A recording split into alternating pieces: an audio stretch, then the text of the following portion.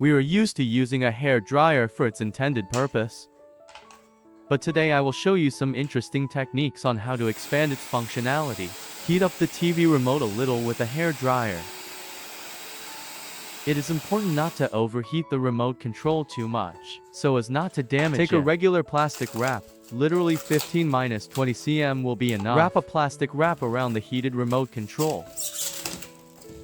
Under the influence of temperature, it will take the form of a remote control and buttons. That's how easy it is to make a universal case, which will prolong the life of your remotes. To make the film better cover the remote control, you can slightly warm it up with a hair dryer on top. In the meantime, right where you are watching us from, it will be interesting to read. Also subscribe to the channel and turn the bell gray. There are a lot of interesting things ahead. It remains only to enjoy the work done. You can also use a hair dryer to remove dust in hard to reach places. The main thing is that your hair dryer is powerful enough for this task.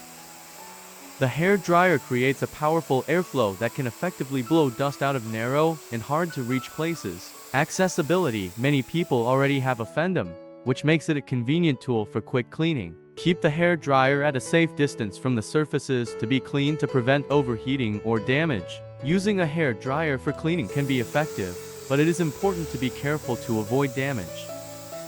The result will surely surprise you greatly. Use a hair dryer at a safe distance from your shoes to avoid overheating of the materials. 3 cool ways to use baking soda to clean the house.